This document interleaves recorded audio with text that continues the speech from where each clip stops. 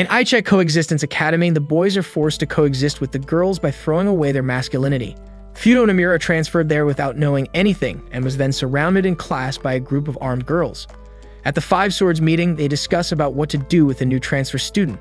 The audience also gets to know that Namura started a brawl as old school and injured more than 40 people, both serious and minor, though he was injured the most of all. In the school grounds, Namura meets Masuko, and is rather shocked at Masuko's cross-dressing appearance, and after Namura insults him, though accidentally by first calling him a Buddha and then a pig. Masuko tells him that a Buddha statue actually exists in the school, and that all boys have to dress like this to coexist with the girls in the school, and warns him not to do anything rash. Namura laughs it off, however, and says that he is a man who likes freedom and quiet. The audience can also see that Masuko is in the same class as Onagawara. After a bit of talking and introduction of the purpose of the Five Swords to keep the order in this school, Onagawara gives him the choice to either coexist or leave the school, in which Namura replied that he would take neither choice. She then declares that before homeroom is over, she will correct Namura. He then says the color of the girl's underwear out, distracting everyone whilst he jumps out of the window and runs. She follows him and asks him how far he is going to run, to which Namura replies by asking if it were allowed for him to leave the school grounds. She then tells him that he needs an exit permit from all Five Swords to exit. The other Five Swords all pay attention to their battle and commenting about Onagawara and Namura's skills. Mazunono, her subordinate, notices her fighting and leaves homeroom to go find her. Then, Onagawara uses Carpenter's Square and manages to cut Namura. Namura then takes out blade-proof gloves and they continue their fight. Namura eventually trips over a tree root, whilst Onagawara takes the opportunity to perform an outer rotation before using Cycle on Namura, almost taking him out if not for him moving with Shimmering Cloud again and getting to the side of Onagawara, putting his hand onto her side. Onagawara congratulates him for being able to touch her, then tells him that he is done for and raises her blade, to which he says that he has a gun while she has a sword. Onagawara smiles and moves the blade down. Namura then uses the magic bullet on Onagawara, which disables her and shocks everyone watching except Amo. Then, Namura explains that he modified the defective technique of a certain sword school and prevents Onagawara from taking her blade and punching him. Mazunono appears in the school grounds and hits Namura on the head, which causes Namura to accidentally kiss Onagawara, breaking the left side of her mask and shocking both of them. After Namura regains his senses, he quickly moves back and argues with Mazunono about the responsibility of the kiss. Then, Onagawara picks up the blade, which scares both Namura and Mazunono, who try to talk her out of killing Namura, and declares that she will castrate him, which Namura being astounded that she changed from correct to castrate. Later, it can be seen that Onagawara is still chasing Namura and trying to slice him, while Namura declares that he will get the exit permit. The next day in class, Namura is shown to be the center of attention whilst holding some cakes he got from the smuggler. Rumors of him possibly kissing girls when they let their guard down is rampant in the class. Namura then calls out Saki by her underwear color, much to her embarrassment. When Namura asks her about the whereabouts of Onagawara, she seems to blame him for something, and another girl, Yui, comes forward and scolds him for being insensitive. In the next scene, a young girl walking with her smiling mother is shown with the former wearing a demon mask and the whole scene in gray. Then it is shown that that was a dream that Onagawara had in her room. She then thinks about Namura and begins hitting her bed with her pillow while scolding Namura with a lot of words and phrases such as playboy, don't know when to shut up, pervert, before calming down and reflecting that it was the first time she got pinned down and kissed, before switching back to being angry and punching the pillow.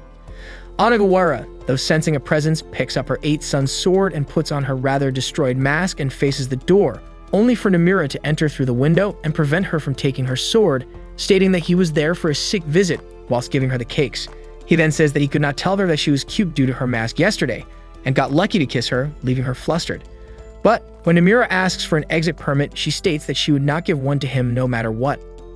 Namura appears to get angry, but then states indirectly that he would like to see her in her casual wear, which led her to ultimately want to give him the certificate.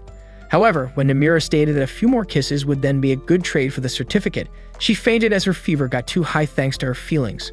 Following that, Namura grabbed her clothes to prevent her from falling to the floor, accidentally popping a button and revealing her breasts, just as Mazunono enters the room, refusing to hear his explanations and pressing a button that activates loads of traps as Namura attempts to escape the girl's dormitory, all while declaring that she will castrate him. After causing a mess in the girl's dorm, Namura is put under supervision of Rin. However, he became the target of another Supreme Five Swords, Mary. While Rin held Mary back and Namura was chased by Choka, Namira met with the Empress, who Namira seems to know from before he transferred here. Namira is now supervised not only by Rin but also by Mary. However, any outsider would say that they're not supervising him, but instead flirting with him.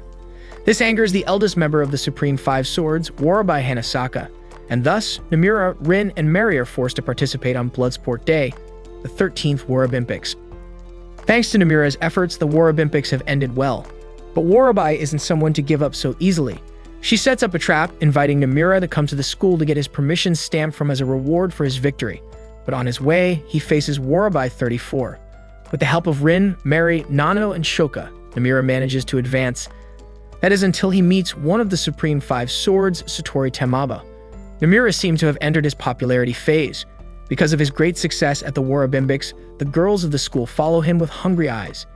Even though he spends his days as usual, even the slightest action from him is followed by a wave of cheers.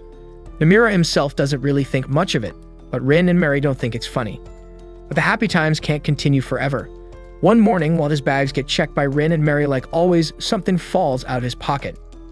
Thanks to Satori's tricks, Namira's reputation is on the ground. It was Warabai who has had an eye on him since the Warabimpics, who trapped him inside the punishment room when Rin and Mary were out of sight. Only through acquiring Satori's pictures can Namira prove his innocence. Thinking like that, Namira starts to attack Warabai as well as Satori in a public bath for ladies. Namira is pretty disturbed by the fact that Satori isn't wearing any clothes. She still attacks him without any regard for his feelings. That's just the kind of monster she is. When Namira opened his eyes, he was in the infirmary. After the battle with Satori, Warabai passed out and was brought in as well. Rin and Mary know nothing about Warabai and are concerned about Namira and want to visit him, running into each other on the way, and while both of them forget what they were originally about to do, they start a strange fight. Meanwhile, Warabai faces a different problem in the infirmary. This morning was Namira's worst so far. He woke up from a nightmare filled with his past, clouded memories colored in the red of blood. However, his attention was soon grabbed by the uproar happening in the dormitory, caused by those who wouldn't understand in what kind of state he is in.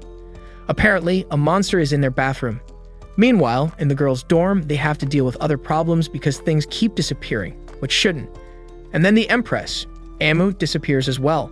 Tsukuyo Inabad is one of the Heavenly Five Swords with extraordinary skills. She fights using Yakimaru Jaikimyu. Facing her godlike speed, even Namira can't help but be surprised as he realizes that her skill is far above his own. But their talks are interrupted when they hear sounds of a fight coming from the rooftop of the school. Namira and Tsukuyo head there to see what is going on.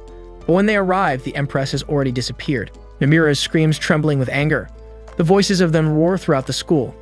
The intuition of Namira was correct. The Empress was Amu, who once believed that he was a friend and was betrayed, fought, and deeply hated. Amu also remembers the old memories. With the bitter memories that were awakened, the rematch is now being cut off. Namira will use Magic Bullet through the automatic counterattack and the defense of the Iron Wall to reach Amu. Since the transfer, the days at the lively and fun school that Namira spent with the circles. It was a day when the suffering of hell was played by the sword as if the body was burned by flames. During the battle, various thoughts come to each other's hearts. However, no matter how much the fists are mixed, the wishes of them never overlap. The more they understand each other, the farther they are from our hearts. And when it's finally settled, in the heavy rain, Namira and Amu finally arrived. Thank you guys for watching. Anacap's here, and please consider subscribing for future content.